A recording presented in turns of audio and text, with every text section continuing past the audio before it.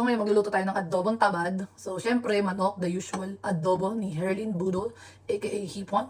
1, 2, 3, 4, 5. Bakit adobo na tamad? Andiyan ang patatas, sili, bawang, at marami sibuyas. Pagkatapos, lalagyan lang natin ng konting magic. Konti nga toyo. Ayan. Adobong tamad. Kasi pagsasama-samahin lang natin yung lahat. Ganun ka-basic. Iisa rin naman ang kakalabasan niyan. Suka. Lahat na yan. Tapos, konting mantika. Uy. A little bit. Sukal. Kailangan ng konting alat at tamis. Perfect na yan. Dagdagan pa natin yung toyo. Wala kasing toyo ko eh. Konting paminta na bumibili pa lang.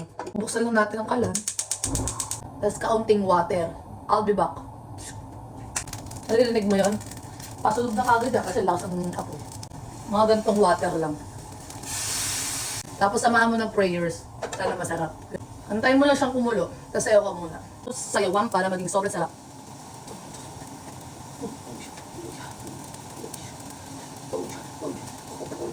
Ito na yung paminta. Umabot siya. Ang dami ako magpamintay kasi yula lang. Gusto ko lang maraming paminta. Tapos hindi mo siya haluin. Hayaan mo siyang kumulo lang ng kumulo. Yun lang. Tapos hindi kasi ako nagkakanin. So sinamahan ko siya ng at least isang itlog. So babalatan ko. 5 months in the making na po akong hindi kumakain ng kanin. Wala naman akong pinaghahandaan. Pero alam mo yun, parang sinasabi ko lang yung sarili ko na wala na lang kanin. Ang hirap magpapaya at muntik maging maganda yung ano ko. Itlog ka din. Oh, feeling siya. Alit-alit lang natin. Alat.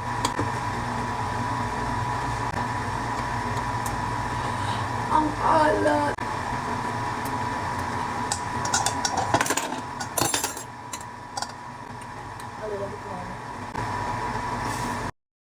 Tapos na.